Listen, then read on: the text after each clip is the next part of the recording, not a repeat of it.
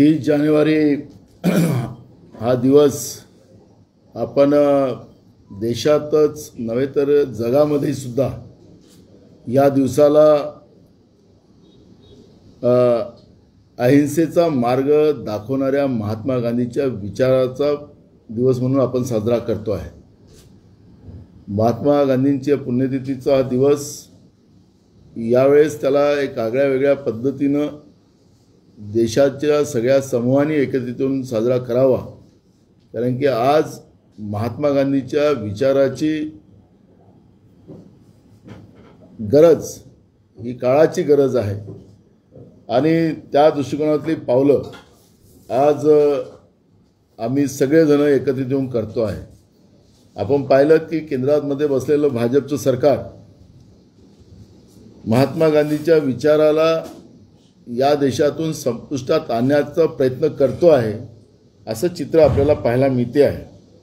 त्याने अमरज्योतीचा उल्लेख आमच्या ताईंनी केला। या ठिकाणी 1971 मध्ये आपल्या देशाच्या आयरन लेडी स्वर्गीय प्रधानमंत्री इंदिरा गांधी यांनी पाकिस्तानला धडा शिकवला, त्याची फाळणी केली आणि बांगलादेशाचा एक नवीन देश निर्माण करून दिला आणि त्या पाकिस्तानला अद्दल घडवली आणि त्या निमित्तानं इंडिया गेटला दिल्लीमध्ये अमरज्योतीची स्थापना केली।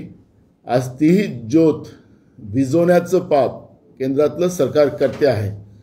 त्याचप्रमाणे महात्मा गांधीची अत्यंत आवडती धून जी होती, जे बीटिंग द स्ट्रीट सोहळ्यात वाजवली जायची, त्या धुनीलाही बंद करून अबाडिड द वीट मी ही महात्मा गांधीची आवडती धून होती, ती धून पुन्हा वाजवली जावी ही मागणी आम्ही या पत्रकार परिषदेतून करतो आहे।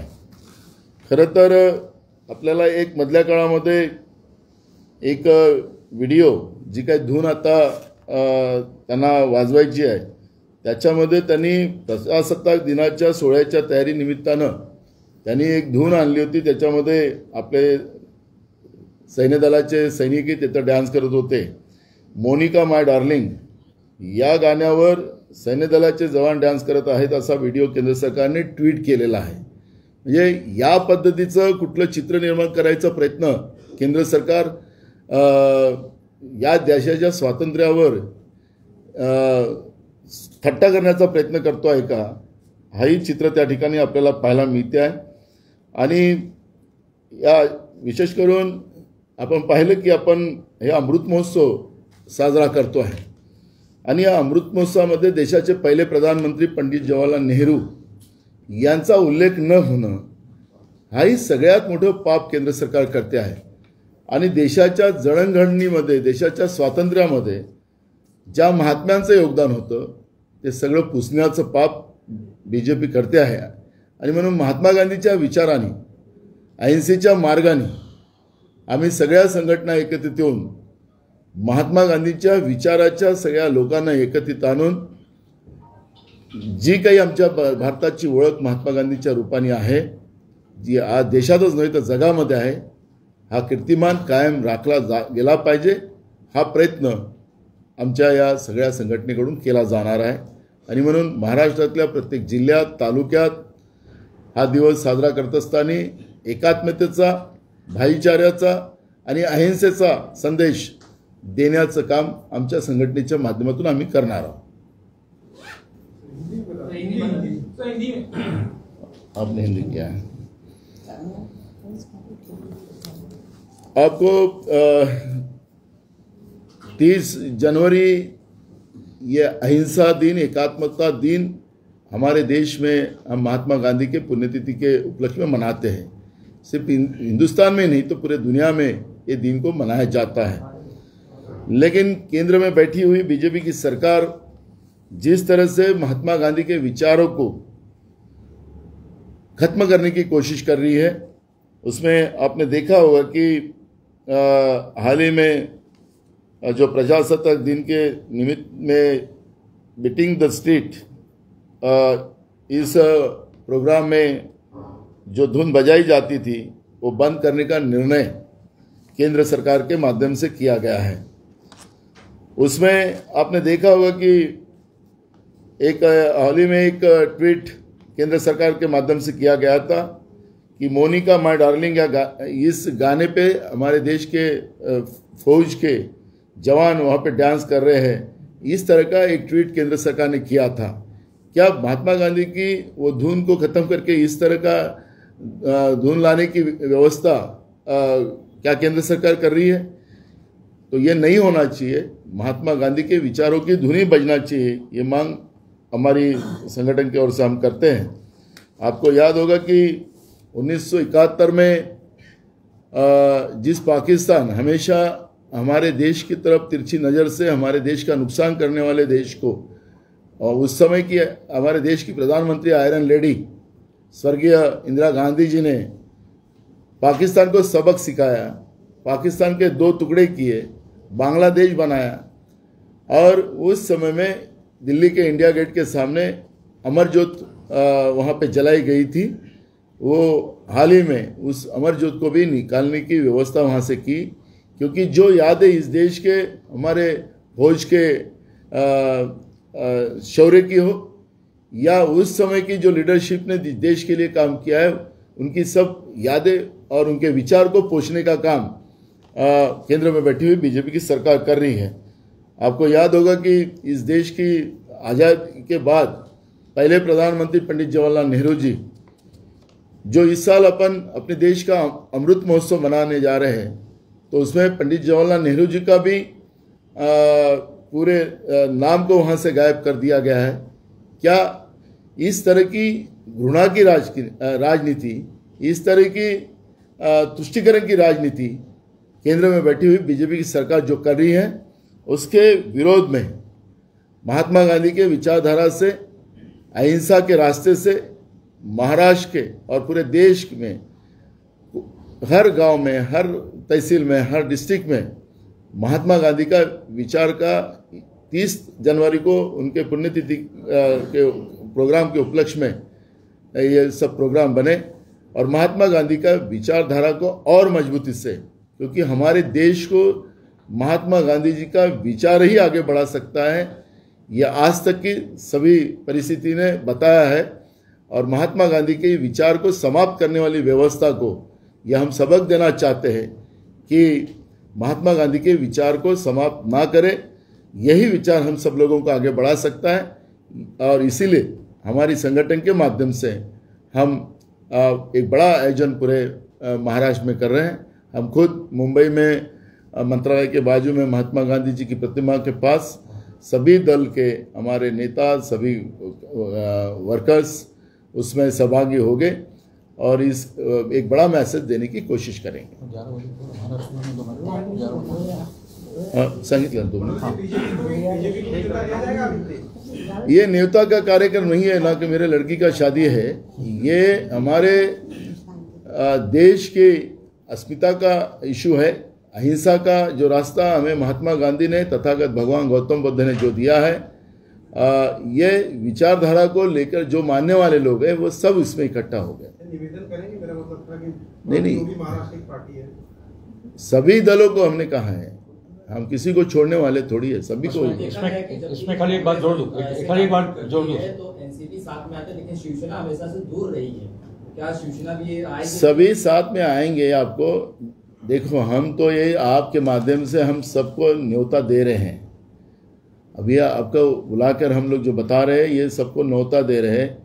अब ये जाहिर निमंत्रण है, तो इसमें जो आया, जिसको महात्मा गांधी की विचारधारा से जुड़ना है तो आए, और जो नहीं आया उसका भला, आया उसका भला। इसमें एक ही बात जोड़ दूं, वैसे सेंटर की तरफ से उन्होंने जारी किया कि होम मिनिस्ट्री 11 बजे का सायरन सभी होम मिनिस्ट्री स्टेट को बोलेगी, मगर वो होता नहीं उनसे। ऑन द रिकॉर्ड वो लोग कर देते, मगर मोदी सरकार के दौरान ये सायरन कभी बजी नहीं है। दूसरी बात यह है कि आज महाराष्ट्र की एक खास जिम्मेदारी है, क्योंकि महात्मा गांधी की भूमि सेवाग्राम और वर्धा है, ये बाबा साहब की भूमि है, शिवाजी की भूमि है, सावित्रीबाई की भूमि है, मगर ये गोडसे सावरकर की भी भूमि है। तो महाराष्ट्र से ये एक बहुत बड़ी पहल, और ये महाराष्ट्र से हो रही है। ये नाना पाटोले, विद्याधर चौहान, ये जो पॉलिटिकल फोर्सेस है, उन्हीं के माध्यम से ये पूरे देश को एक बड़ा संदेशा जा रहा है। मेधा पाटकर जी है, जीजी पारिक है, किसान आंदोलन है, हम लोगों ने मिलकर ही पूरी एक राष्ट्र भर की पहल की है। दूसरी जो बात है कि ये Monica my darling replaces Mahatma Gandhi song, तो आप समझिए क्या कर रहे हैं।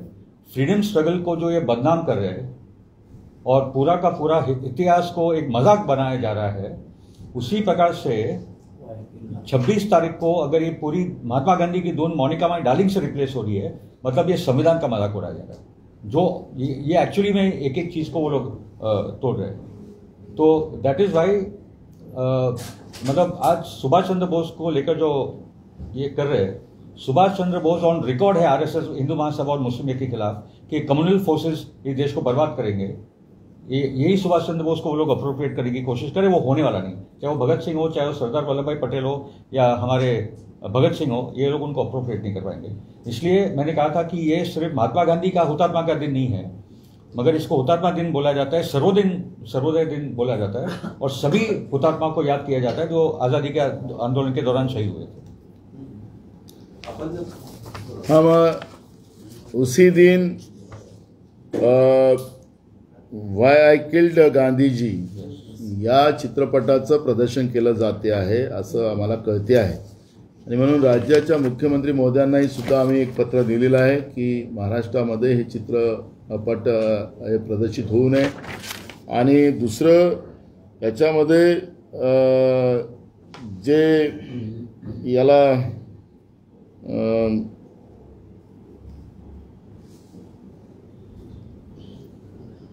OTP जे आपलं हे करतात ना आपल्या याच्यावर OTT प्लॅटफॉर्मवर त्यालाही बॅन आणावं ही मागणी आम्ही या पत्राच्या माध्यमातून माननीय मुख्यमंत्र्यांना केलेली आहे। आणि देशाच्या प्रधानमंत्री मोदयांनाही सुद्धा आम्ही आज पत्र लिहिलेलं आहे, त्यांनाही आम्ही हे पाठवलेलं आहे। कारण की हत्याराला हिरो बनवून अहिंसेचा जो भारत ओळखला जातो, महात्मा गांधीच्या विचारांनी, गौतम बुद्धाच्या विचारांनी हा देश ओळखला जातो, या देशाला समजा हत्याराचा देश आणि त्याला हिरो बनवलं जात असेल तर कदाही हा देश, या देशाची जनता हे सहन करणार नाही। आणि म्हणून आम्ही माननीय प्रधानमंत्र्यांना नम्र विनंती केलेली आहे, राज्य मुख्यमंत्र्यांनाही केलेली आहे, आणि त्या पद्धतीचं पत्रव्यवहार त्यांना आम्ही केलेला आहे।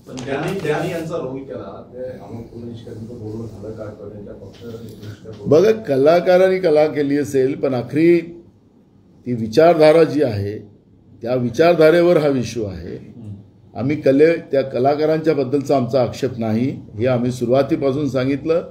महात्मा गांधी हे भारताचे हिरो होते, त्याला कोणी नाकारू शकत नाही, पण गोडसेला हिरो बनवण्याचा प्रयत्न केला गेला तर हे कधी खपवून घेतलं जाणार नाही, ही भूमिका आमची आहे।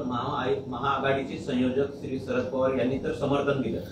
शरद पवार साहेबांनी समर्थन त्याचं नाही केलं, कलाकारांच्या कलेच्या बाबतचं केलं, ते गोडसेचं समर्थन करू शकत नाही। पटोले सर, ये जो फिल्म है तो आपका जो विरोध है अमोल कोले जो जिन्होंने कैरेक्टर प्ले किया नाथूराम गोडसे का, उनसे विरोध है या फिल्म का विरोध? हमें फिल्म का विरोध कर रहे। गोडसे को जहां हीरो बनाने जा रहा है, गोडसे हीरो नहीं हो सकता। ओनली महात्मा गांधी ये हमारे देश के हीरो है, उन्हीं के विचारधारा से ये देश आगे बढ़ा है, वही अहिंसा का रास्ता हमारे देश ने हमेशा लिया है और उसमें हमारे देश की प्रगति हुई है। हत्या से नहीं है, हिंसा से नहीं, और हिंसा को कभी हमारे हिंदुस्तान ने एक्सेप्ट नहीं किया है। और इसलिए इस फिल्म के माध्यम से गोडसे को हीरो जो बनाया जा रहा है ये गलत है, और इसलिए हम लोग इसका विरोध कर रहे हैं। अमोल जी का विरोध आप नहीं कर रहे, कलाकारों का क्या करना है? अच्छा सर, जो आपका एक विवादास्पद बयान था उसको लेकर बीजेपी का विरोध अभी भी जारी है। चंद्रशेखर बावनकुले साहब आपको यहाँ तक कहते हैं कि आपकी भूमिका मिस्टर नटवरलाल जैसी दिखती है, तो ये तमाम आप गांधी के समर्थक हैं। आप जो बीजेपी एग्रेसिव तरीके से आपको घेरने की कोशिश कर रही है, कैसे आप देखते हैं इस सारे की बात? देखो, आज माजी मुख्यमंत्री देवेंद्र फडणवीस ने भी कहा कि हमारे मस्तिष्क में फर्क हुआ, ऐसा वो बोलते हैं। मैं उन्हीं को पूछना चाहता हूं, मैं गांव के गुंड के बारे में बात कर रहा हूं, वो क्यों नरेंद्र मोदी जी से जोड़ रहे हैं? तो किसके दिमाग में फर्क पड़ गया इसका अंदाज तो आप लोगों को आया ही होगा। जब गांव के गुंडे की तुलना हमारे देश के प्रधानमंत्री से बीजेपी कर रही है, तो इसका मतलब किसके दिमाग में फर्क आ गया। और हीरो ही था, विलन नहीं था। तो उन्हें मेरे हीरो की पदवी दिया है तो अच्छा ही है. दादा मराठीत याबाबत देवेंद्र फडणवीसांनी आज तुमच्यावरती टीका केली आहे की तुमचं डोकं हल्लंय म्हणून. डोकं कोणाचं हल्लं हे माझ्या मित्राला कळलं पाहिजे. मी गावाच्या गुंडाचं बोलतो आणि आमचा मित्र डायरेक्ट देशाच्या प्रधानमंत्र्याची की भाजप या निमित्तानं नरेंद्र मोदीचं बदनाम करून काही महाराष्ट्रातली भाजप काही दुसरा मार्ग तर साधून नाही घेऊन राहिलेला आहे. हाही प्रश्न या निमित्तानं निर्माण होत आहे. मी सातत्यानं सांगतो की तो गुंड आहे. तो गुंड तुमच्या समोर आला, तुमच्या माध्यमाच्या समोर आला, गुंडांनी आपलं बयान तुमच्या समोर दिलं, एकदा नाही अनेकदा सांगितलं की त्याच्यानंतरही हे त्या गुंडाची बाजू घेणारी भाजप, गावगुंडाची बाजू घेणारी भाजप ही जी आम्ही पाहतो आहे ही खऱ्या अर्थानं महाराष्ट्रातल्या राजकीय व्यवस्थेतलं हे खऱ्या अर्थानं एक काळा दिवस किंवा हे दुर्भाग्य व्यवस्था जी काही BJP आज महाराष्ट्रात निर्माण करते आहे हे फार चुकीचं आहे. हे महाराष्ट्राच्या पुरोगामी विचारामध्ये या पद्धतीचं कुठलंही कॉन्सेप्ट नाही जे BJP महाराष्ट्रात आणते आहे. त्यानंतर तुमच्या दुसऱ्या वक्तव्यावरून वाद झालाय की त्यानंतर तुमच्या एका दुसऱ्या वक्तव्यावरून देखील आता वाद उठताना बघायला मिळतो की त्याची बायको पळून जाते त्याला मोदी असं म्हणतात. हे मी म्हणालो नाही. तो गुंड जो आहे गावगुंड त्याचं वाक्य आहे. तो गावगुंड सातत्यानं बोलतोय, मी नाही बोललो. त्याला गावातले लोक त्याला विचारलं तुम्ही माध्यमांनी की तुला गावातले लोक मोदी तुझं नाव कसं पडलं, तर ते सांगितलं की माझी बायको पळाली म्हणून गावातल्या लोकांनी माझं नाव मोदी ठेवलं. हे त्याचं बयान आहे, माझा नाही आहे. आणि भाजप खरं तर महिलांचा सन्मान करणारा पक्ष असेल तर आत्ता 2-3 दिवसाच्या पहिले बेटी बचाव बेटी पटाव, मग हे काय हे कशाचं स्लोगन आहे. आम्हाला जायचं नाही त्या गावाला. त्यांच्याकडून अपेक्षाही नाही. आमचा महिलांचा सन्मान ते ठेवतील त्या आमच्या अपेक्षा पण त्यांच्याकडून नाही. पण खोटा आरोप माझ्यावर लादून राज्यातलं राजकीय वातावरण दूषित करण्याचं पाप जे BJP करते आहे त्यांच्या पायाखालची वाळू. कारण की आपल्याला लक्षात असेल की मी विदर्भातून येतो आहे. या स्थानिक स्वराज्य संस्थांमध्ये भाजपचं त्या ठिकाणी पानिपत झालं आणि त्याच्यामुळे त्यांचं मानसिक संतुलन बिघडलं. उद्याची सत्तेचं दूरदूर अंतर दिसायला लागलं नाही आणि त्याच्यामुळे नाना पटोलेला टार्गेट केल्यानंतर आमचं काही राजकीय पोळी शेकता येते का हा प्रयत्न त्यांचा चालू झालेला आहे. हे त्यांच्या या अशा वागण्यावरून दिसतं आहे. आणि दुसरा हात असू शकतो की नरेंद्र मोदी देशाचे प्रधानमंत्री त्याला गावगुंडाशी जोडून त्यांना बदनाम करायचं. महाराष्ट्रातल्या भाजपचं काही काटकारस्थ नाही का असाही दुसरा प्रश्न निर्माण होऊ शकतो. प्रदेश अध्यक्ष हैं आप, वही अप्रैल में मुंबई से राजभर के नगर पालिका चुनाव है 19 महानगर पालिका में.